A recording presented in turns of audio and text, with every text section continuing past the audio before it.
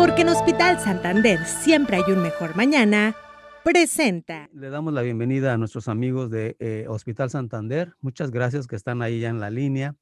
Saludo con mucho gusto, licenciada Estela, ¿cómo están ustedes por allá? Me da mucho gusto saludarte.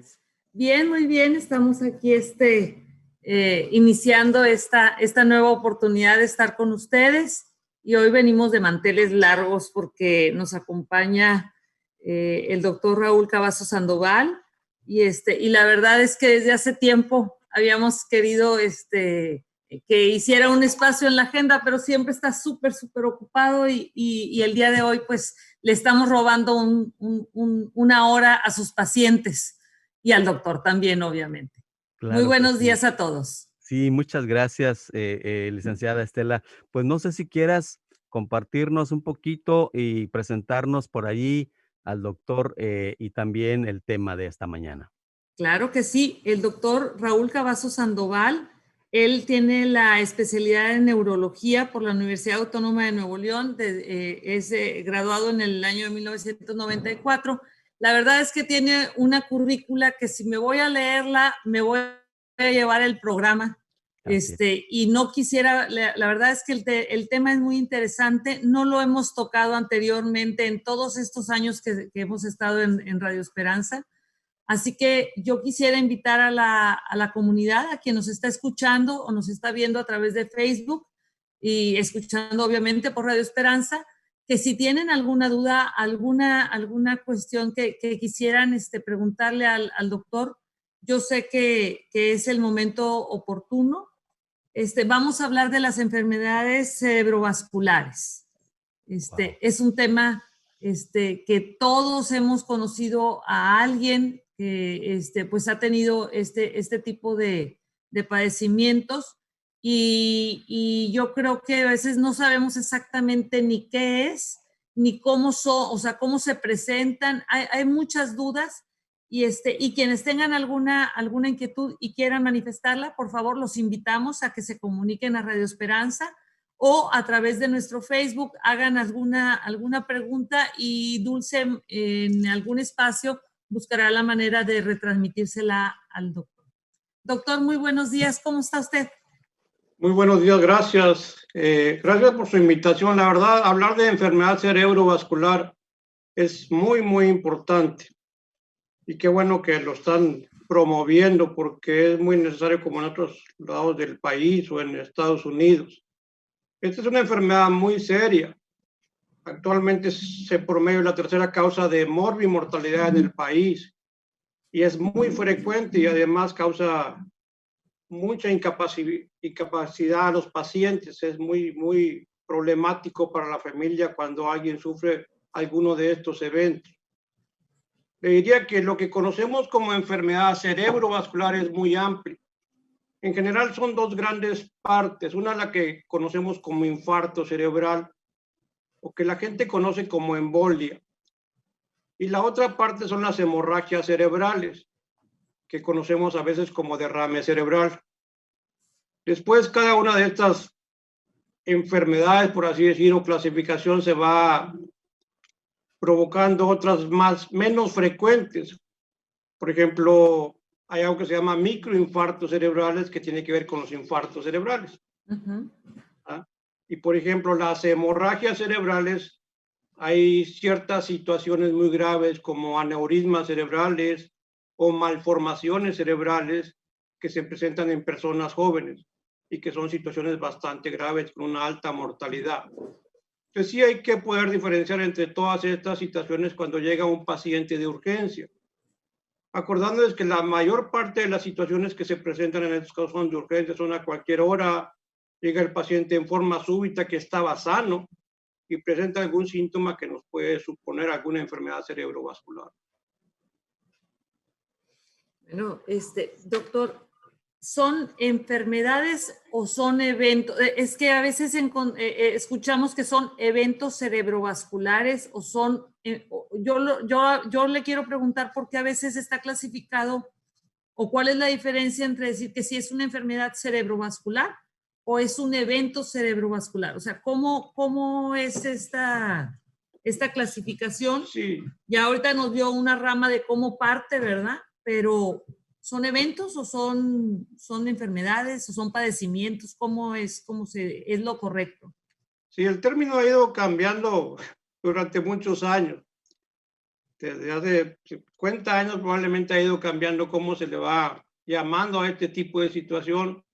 Y muchas veces porque los términos que usábamos en México tenían que ver con los términos que usan en Estados Unidos y se confundían por esa situación. Por ejemplo, en Estados Unidos se le llama esto stroke y a veces se manejaba como accidente en México por el término. Sí, accidente cerebrovascular, que es lo que así es, tratando de mejorar los términos de México, ya se les llamó enfermedades cerebrovasculares, ¿sí? En general. Perfecto. Cuando sucede una situación se le puede llamar un evento en ese momento, pero no como una enfermedad, ¿sí? Licenciada, Correcto. disculpe, tenemos una llamada, si les parece, ¿la podemos tomar? Sí, ¿le parece, doctor? Claro que sí. Perfecto. Vamos a recibir a Cris. Cris de FAR, buenos días. Estamos al aire. Le escucha el doctor.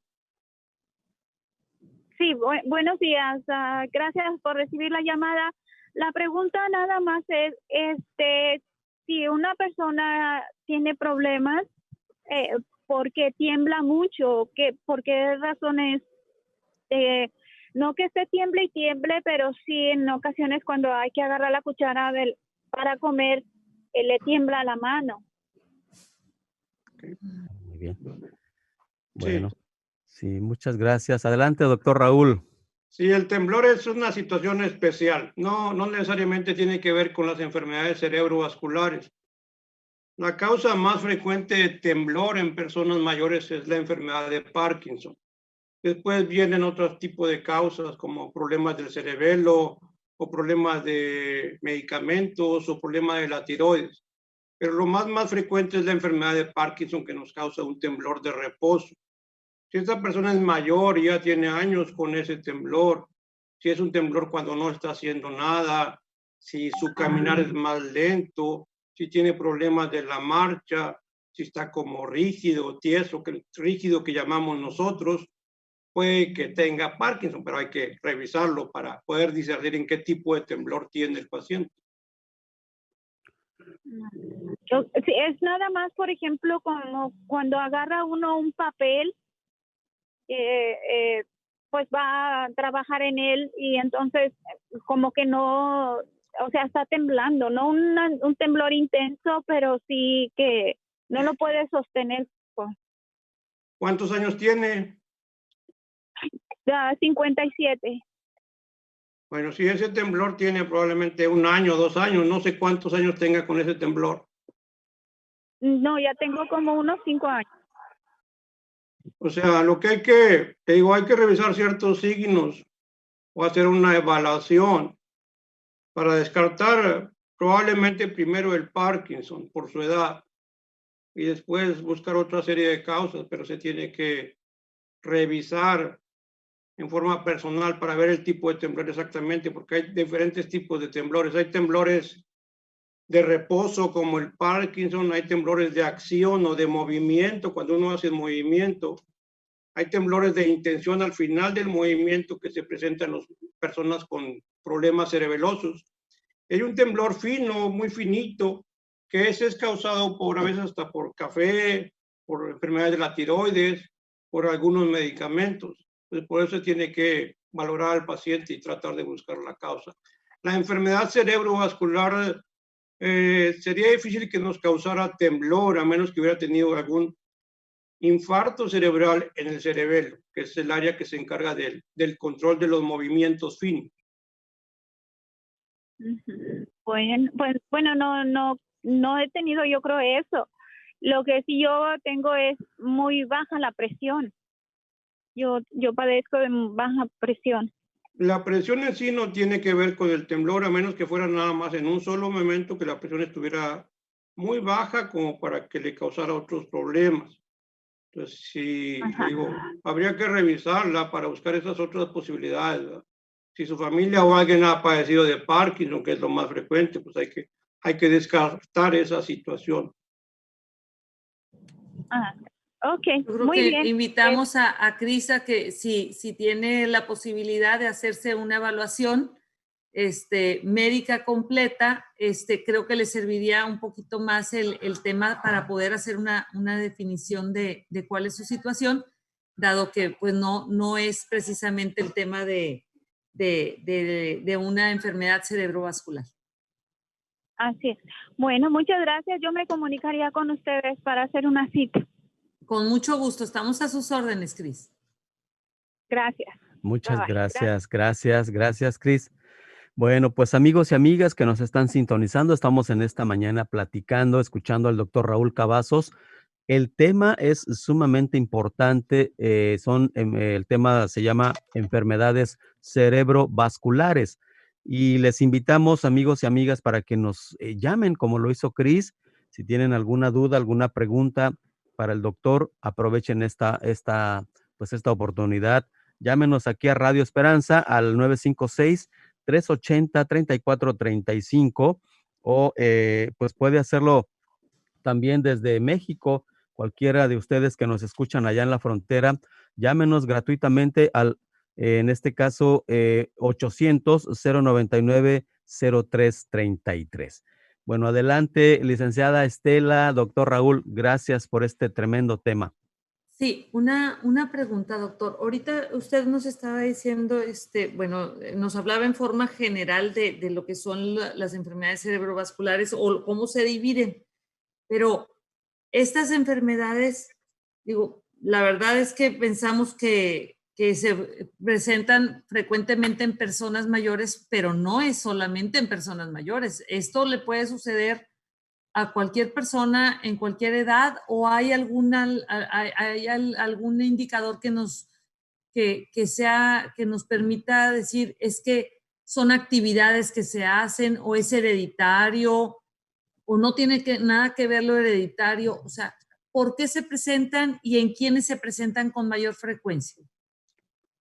Sí, vamos a decir que hay los infartos cerebrales y las hemorragias cerebrales. El 80% van a ser infartos cerebrales, o sea, se tapa una arteria que lleva la circulación al cerebro y esa parte del cerebro se va a dañar, o es lo que llamamos infarto cerebral, o se conoce a veces como embolia. El otro 20% son las hemorragias o derrames cerebrales.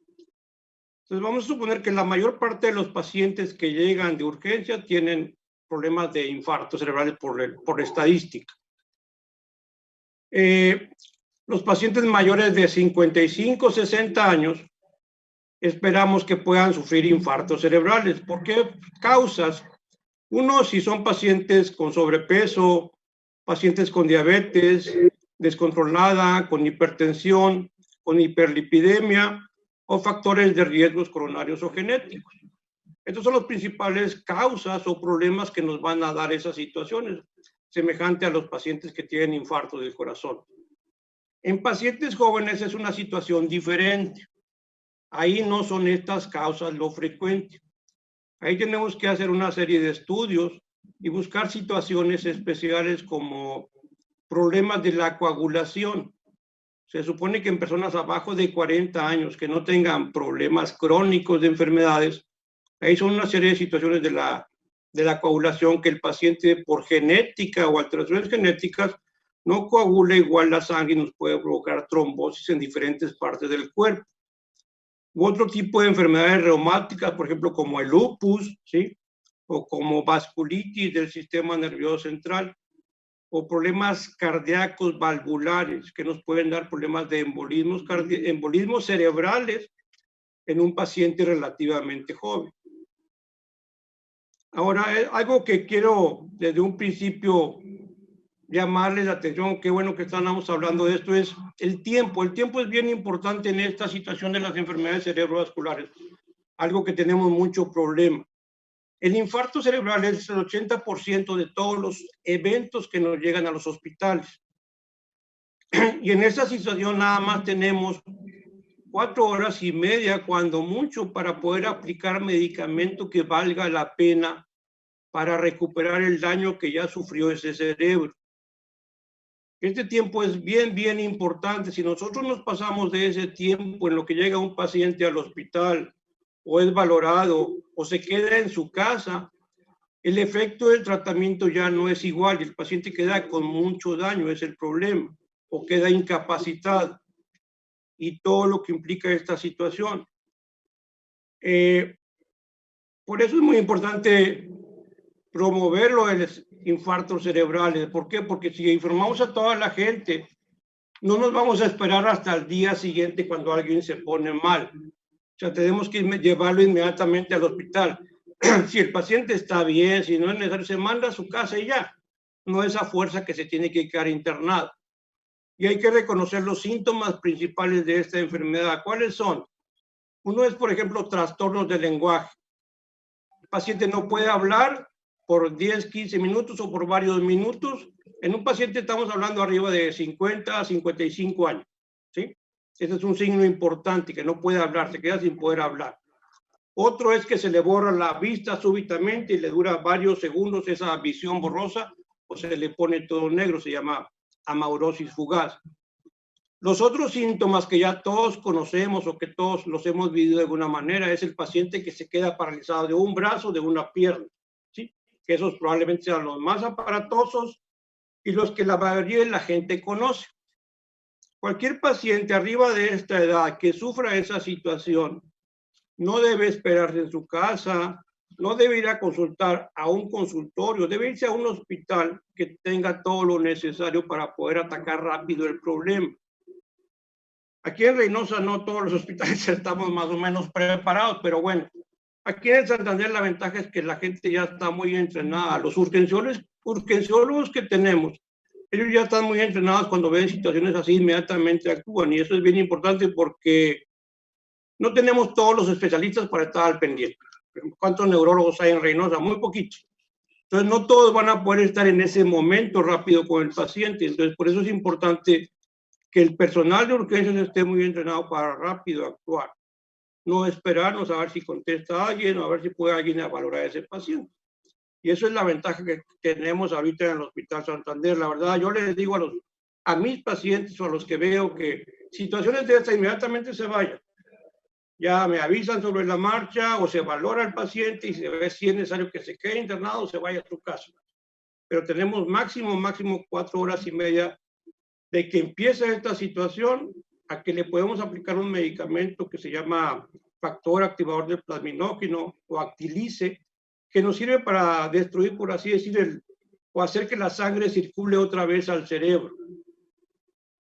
Hay otras situaciones actualmente que se llama trombectomía, pero eso no la tenemos en Reynosa todavía. Eso en algunos pacientes que esta situación ya pasó más de 6 horas, se ha visto que la trombectomía, que es una intervención con un neuroespecialista en radiointervencionismo para ir a destapar con un catéter ese trombo, puede ayudar en algunos pacientes, no en todos.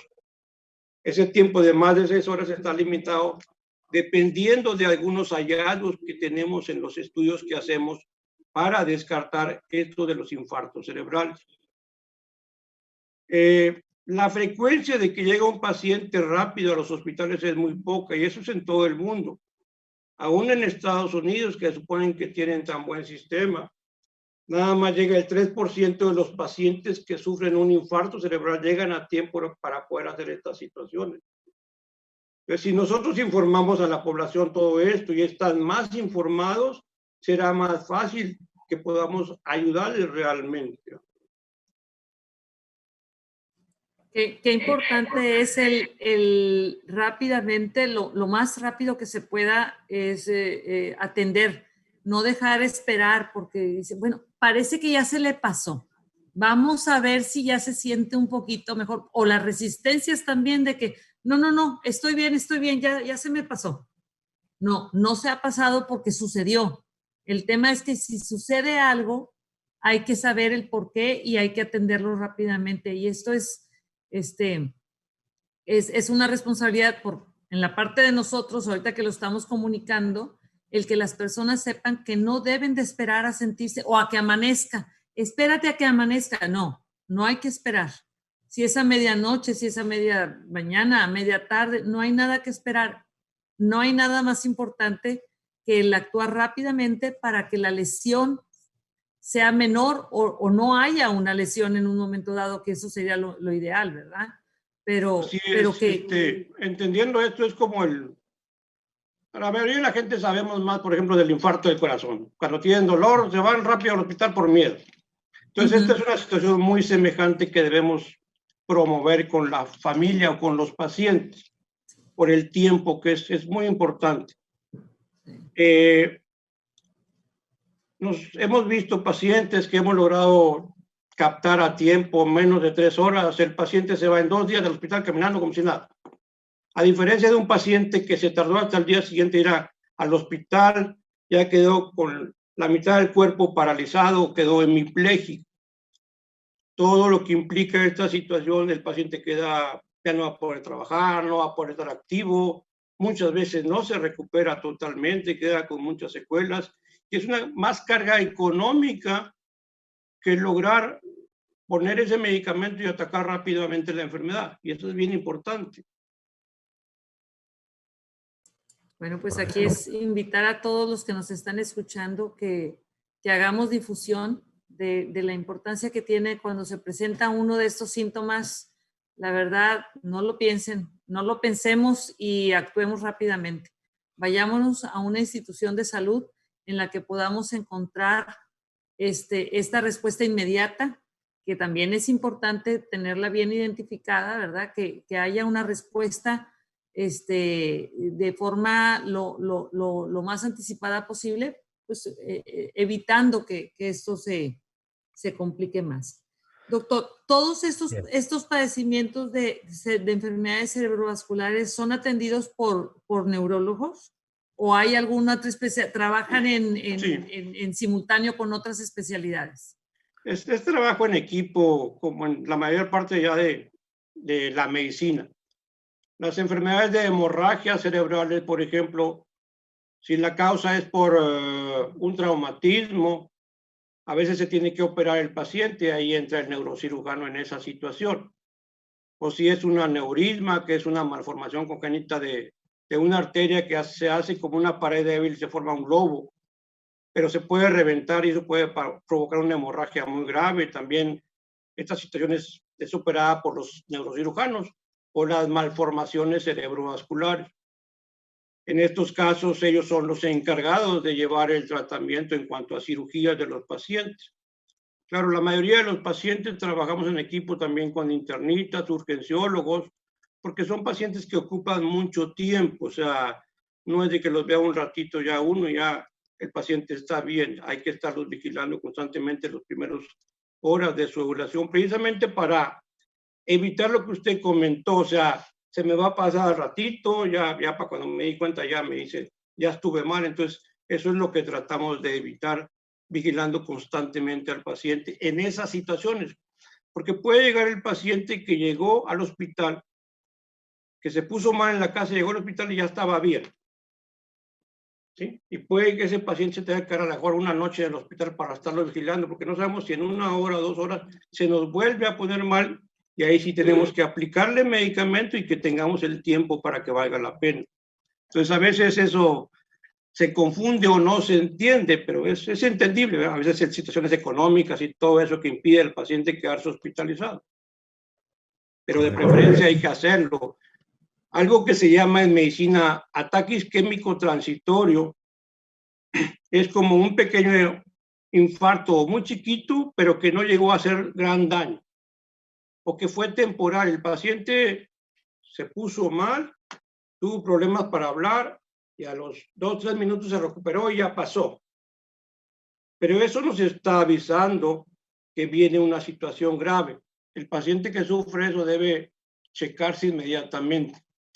Hay que empezar a revisarlo, buscar todas las causas, hay que buscar todas las posibilidades de prevenir esas enfermedades que nos provocan esto.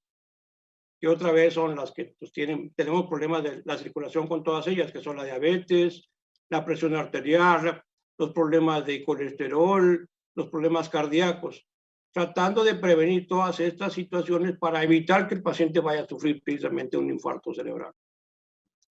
Fíjese, qué importante, como siempre lo hemos dicho, ¿verdad? El tema de quienes ya tienen identificado que padecen diabetes, sobrepeso, bueno, que es el sobrepeso, pues sí, digo, sí es posible bajar estar controlado en todos los niveles cuando es hipertensión, diabetes, colesterol y todo, porque la consecuencia es sumamente seria, ¿verdad? Entonces, ahorita que se presentan que hay tantas, este tipo de padecimientos, el tema de estar controlado.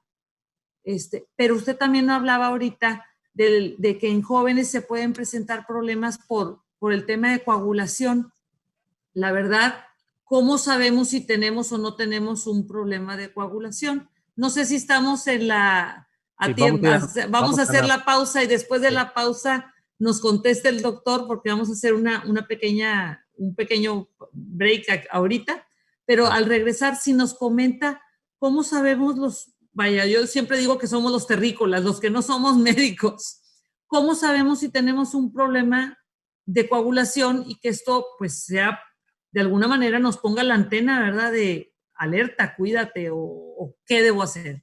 Bueno, otra vez hay que diferenciar primero entre si estamos hablando de infarto cerebral o de hemorragia cerebral. Es importante en los jóvenes tomar estas diferencias porque son situaciones especiales.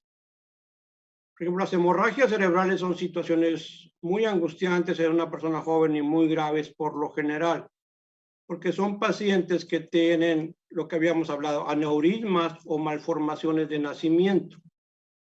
En esos pacientes no es un problema de coagulación, sino que una arteria se revienta y provoca sangrado dentro del cerebro. En estos pacientes, lo único que a veces nos avisa que pueden tener estas situaciones que han tenido dolores de cabeza intensos frecuentes, ¿ah? O que tienen dolores de cabeza que se les presenta.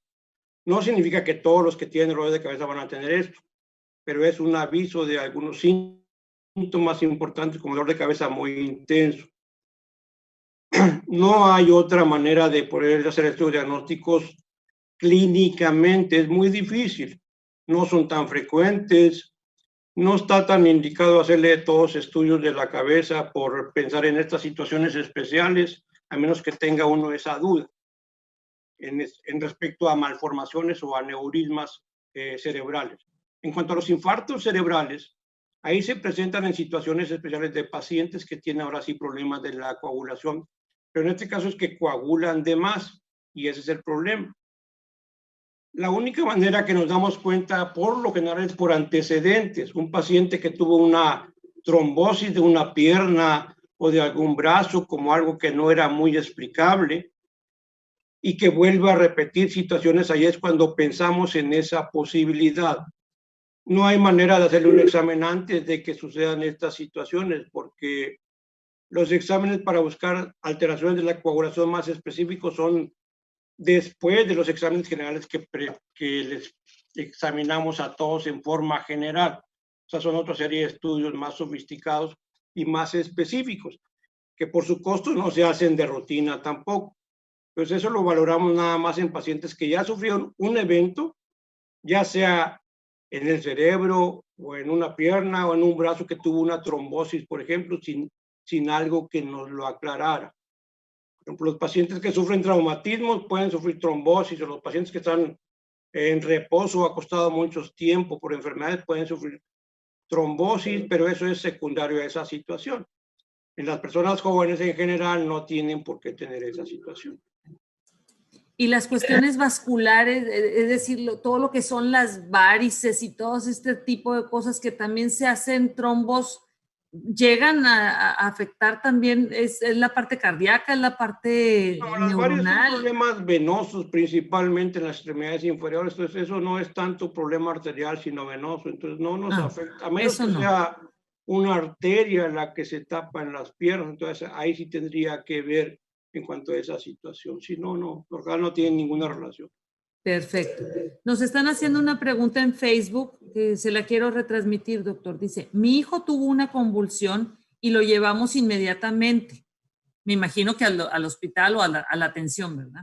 Resultó que tenía un quiste con fluido. ¿Es posible que por esto le dio la convulsión? pero esto no es del tema, pero pues Sí, sí. Hay diferentes tipos de quistes, dependiendo del quiste que sea y la causa, se valora si es posible o no. Algo que nosotros llamamos quistes subaracnoideos, que son de nacimiento, que normalmente no tienen que ver con las convulsiones, que es raro que provoquen convulsiones, pero hay que ver la convulsión, en qué área se empezó, si tiene que ver con el área donde está el quiste y todo eso para ver si tuviera alguna relación. Oiga, doctor, ¿y las enfermedades cerebrovasculares se pueden prevenir? ¿Hay algo que podamos hacer en diferentes, digo, periodos de la edad? Porque pues algunos estamos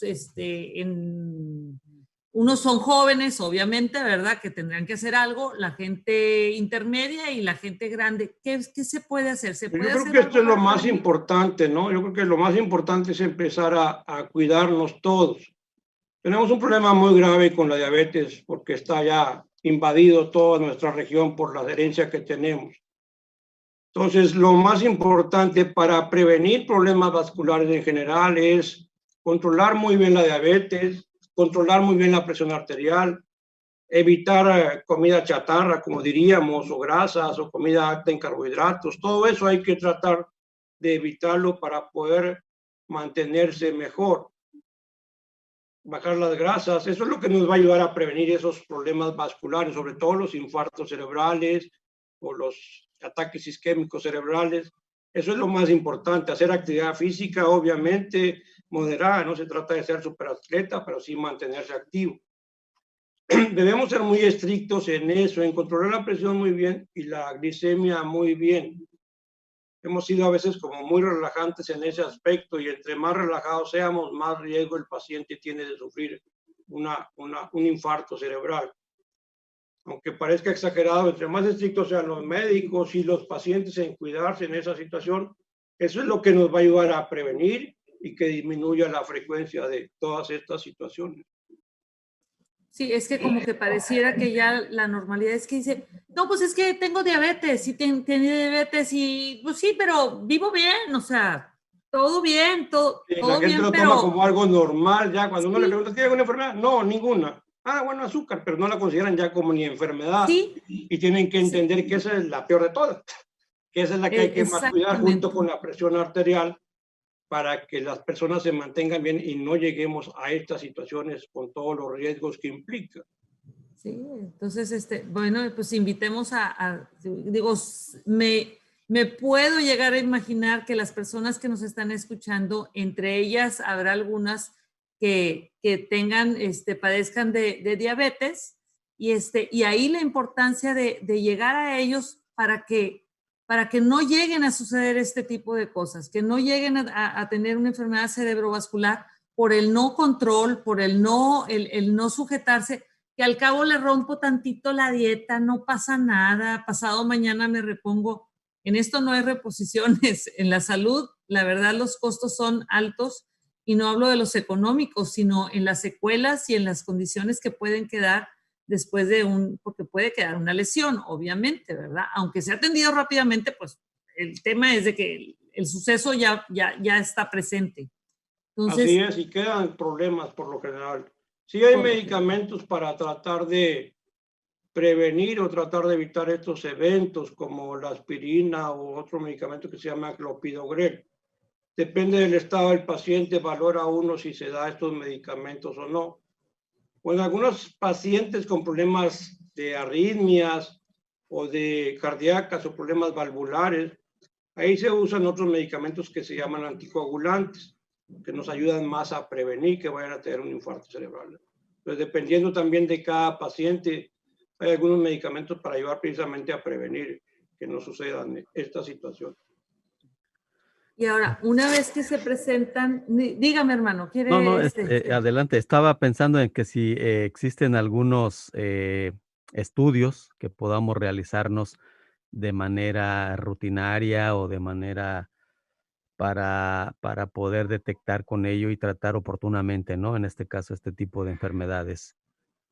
Ya mencionaba el doctor de hacer ejercicio, de ser un poco más activos, pues, la alimentación y todo eso, pero existen algunos estudios que algunos de nosotros nos podemos realizar, por ejemplo, de manera rutinaria para detectar tempranamente algún tipo de este riesgo, doctor?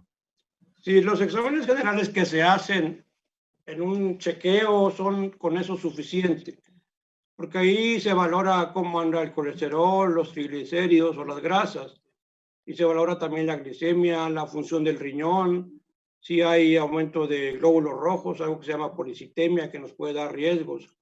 Esos estudios son probablemente los más importantes para empezar a atacar las enfermedades que nos van a provocar situaciones a largo plazo.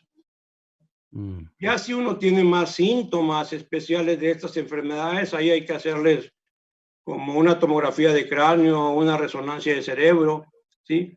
O un estudio de las arterias del cuello y las carótidas, que se llama ecodoppler carotídeo. Pero ya estamos hablando de pacientes que ya han tenido síntomas y que sabemos que pueden estar expuestos a riesgos. Y esto es para valorar mejor y ver cuál es el riesgo que sigue en un paciente que ya tuvo síntomas. Correcto. Muy bien, muchas No, gracias, pues doctor. es todo. Hablamos de la perfección de cómo todo el cuerpo humano en equilibrio, pues es por eso que funciona bien, y cualquier cosita que alteramos, pues tiene una repercusión, y ahí el tema de, pues como siempre vamos nosotros sobre el tema de la prevención, y la prevención se origina desde lo que la ingesta de los alimentos, con qué estamos alimentando nuestro cuerpo, qué ejercicio estamos haciendo. Ahorita que el tema es muy sedentario, los jóvenes, a mí me preocupa el tema de que pues no salen, no hacen ejercicio, no hay mucha actividad. El tema entonces es buscar las alternativas para mantenernos saludables, no esperar a tener síntomas para entonces empezar a cuidarnos, sino más bien el tema sería ¿qué hago para no tener ninguna sintomatología, vivir en plenitud, vivir con tranquilidad y tratar de evitar en la medida de lo posible que el desgaste del cuerpo pues se presente pues más tardecito, más adelante, ¿verdad? Yo creo que tenemos, quisiera, perdón, sí, yo creo que sí, tenemos dígame, doctor. que cambiar todo nuestro enfoque. Tenemos que actuar en los niños, no en los adultos que ya es muy difícil cambiarlos. Tenemos que empezar con los niños a cambiarles su dieta, su alimentación, quitar todas las cosas que no les sirven, que todos estamos acostumbrados y que a todos nos gusta, pero que eso es lo que va a provocar esta situación. Y la única manera es empezar a ellos educarlos y decir, esto ya no, esto no vas a comer tú. Y uno también debe ponerle ejemplo, obviamente, ¿ah? Porque es la única manera de poder educarlos para prevenir lo que se nos está viniendo. Así es. Y bueno, ahorita que hablábamos de realizar pues una evaluación periódica, la verdad es que no todos tenemos el hábito pues sí, y lo he dicho muchas veces en este programa, somos muy cuidadosos de llevar cada cierto kilometraje nuestro automóvil al mantenimiento, pero no en el tema de la atención que nosotros tenemos con nuestro cuerpo. Es decir, cada cuando yo me hago un mantenimiento, cada cuando yo atiendo el hacerme un check-up. Básico puede ser, no necesita ser el más amplio, pero sí tener eso contemplado, y en eso quisiera yo invitarles a que nos consideren, estamos a sus órdenes. Cualquier duda que usted tenga puede consultarnos a través de nuestro Facebook, de nuestras redes sociales, o dar una llamada aquí al hospital al 52-1 si ustedes están en el otro lado de la frontera, 52-1-899-921-6700.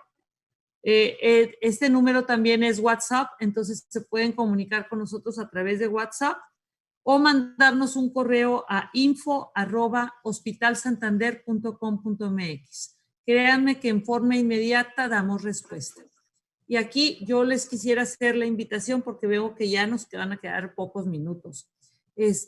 Atendámonos, y si ustedes tienen alguna inquietud o alguien quiere hacer una cita con el doctor Raúl Cavazos, por favor comuníquense con nosotros. Nosotros enlazamos la llamada directamente. Él se encuentra aquí. Su consultorio está a menos de, yo creo que son menos de 150 metros del hospital. Está aquí a una cuadra. Y la verdad, anímense, no dejen pasar cualquier indicio de que tienen algo. No, la salud no debe esperar. Atiéndanse. Así es, así es. Doctor, una pregunta más. Las edades en las que se presentan estas enfermedades y la frecuencia, es decir, usted me hablaba que era más en personas mayores, pero también hay en gente joven. ¿En niños también hay? Los problemas sí existen en niños, pero son secundarios a otros procesos de infecciones o traumatismos más que todo. Y casos raros de malformaciones congénitas que también pueden provocar problemas vasculares, ¿verdad? Pero no es lo frecuente, la verdad. En los adultos mayores sí es muy frecuente, estamos hablando de 10 por cada 1000 habitantes van a sufrir una enfermedad cerebrovascular, que es algo muy alto, ¿sí? Entonces, es la tercera causa de mortalidad en nuestro país y la tercera causa de daño a un paciente actualmente. Eso es muy, muy frecuente. Wow. Bueno, pues sí, la es algo verdad es para que tomarlo en cuenta. esa estadística sí nos hace como que reflexionar y pensar que la antena la tenemos que tener muy bien puesta porque no son pocos. Doctor, este tipo de enfermedades, usted nos dice que a veces se quedan hospitalizados, pero no siempre se quedan hospitalizados. ¿Qué tipo de tratamientos siguen? ¿Es medicación? ¿Es alguna rehabilitación? ¿Cómo se recupera uno de cuando ya tuvo una enfermedad cerebrovascular? Sí, ya que tuvo el paciente un infarto cerebral, depende de la extensión del daño o el sitio, va a ser los síntomas o los signos que tenga el paciente. Dependiendo también si es del lado derecho o del lado izquierdo. Por ejemplo, el paciente que tiene un infarto cerebral en el hemisferio izquierdo, en el área frontal, puede quedarse sin hablar y paralizado del brazo y de la pierna del lado derecho. Dependiendo de la extensión, va a ser la capacidad de recuperación de ese paciente. No tenemos medicamentos para resolver 100% esa situación. Lo que tratamos de hacer cuando un paciente ya se pasó de esas 4 horas es tratar de mantenerlo lo mejor posible en el hospital. O sea, ¿a qué nos referimos?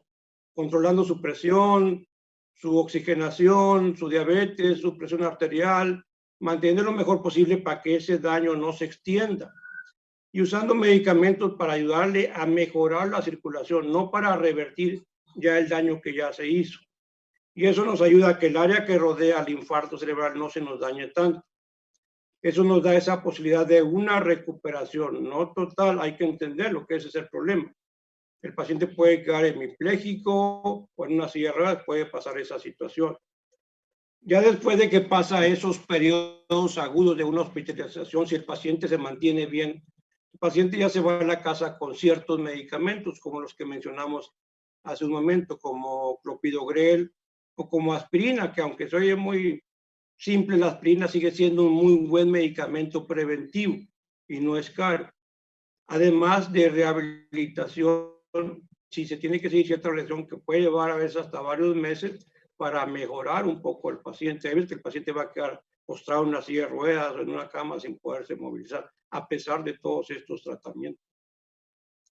Pues depende de la extensión y el daño, es las secuelas que puede llevar a tener algún paciente. Claro, claro. Excelente. Pues, doctor, licenciada, muchísimas gracias. ¿Alguna recomendación, algún número, alguna otra vez que nuestro auditorio, nuestra audiencia puedan tener a la mano, por ejemplo, los números del hospital, del doctor? Claro que sí. Pueden llamar aquí en mi escritorio tengo la línea sin costo para quienes nos están llamando desde Estados Unidos y pueden llamarnos al 1866-540-3450 Obviamente no resolvemos, no consultamos vía telefónica, porque el otro día me llamó una persona que quería como consultar. Le digo, mire, no soy doctora, pero lo que puedo hacer es tomar los datos y con mucho gusto le voy a referir, era con un especialista, y referí la llamada con un especialista que después ya supe que le hizo la cita y ya la valoró, etcétera. Entonces, con muchísimo gusto, eso lo podemos hacer. Y bueno, pues ya saben, el teléfono del hospital es el 1-899-921-6700. El doctor está aquí. Nosotros enlazamos la llamada directamente a su consultorio, o no sé si usted nos quiera dar el teléfono de su consultorio, doctor, con muchísimo gusto. Sí, claro, también digo, de todos modos ya saben que pueden comunicarse inmediatamente aquí me localizan. Si no, los teléfonos del consultorio son 899-922-3730 y 899-922-5410. Si no tuvieron la oportunidad de anotarlo y como el del hospital ya lo traen repetido, con muchísimo gusto nosotros le enlazamos la llamada, la transferimos y entran en contacto con el doctor. Y como ya son los minutos finales, pues solamente les quiero agradecer y al doctor le quiero agradecer muchísimo esta oportunidad. La verdad es un tema muy interesante y esperamos que toda la audiencia que ha tenido la oportunidad de escucharle pues le haya servido igual que a mí. He aprendido mucho el día de hoy y eso la verdad es digno de agradecimiento. Doctor, muchas gracias a todos. Síganse cuidando. Seguimos usando nosotros el cubrebocas, lavándonos las manos. No importa si estamos o no estamos vacunados, las medidas de bioseguridad llegaron para quedarse. Por favor, cuidémonos mucho. Doctor, ¿alguna palabra para despedirnos de la audiencia? No, gracias a todos por promover estas enfermedades. La verdad es importante que mantengamos informada a la población, como les decía. Esas 4 horas son vitales, son muy importantes. Eso es lo que hay que promover bastante para que la gente esté informada. Lo vamos a hacer, Gracias. doctor. Gracias. Claro que sí. Bueno, amigos y amigas, muchas gracias. Gracias, licenciada Estela. Gracias, doctor Raúl, y a todo el equipo de Hospital Santander. Nos reencontramos en una próxima oportunidad, si Dios permite. Claro que sí. Cuídense mucho. Hasta luego. Porque en Hospital Santander siempre hay un mejor mañana, presentó.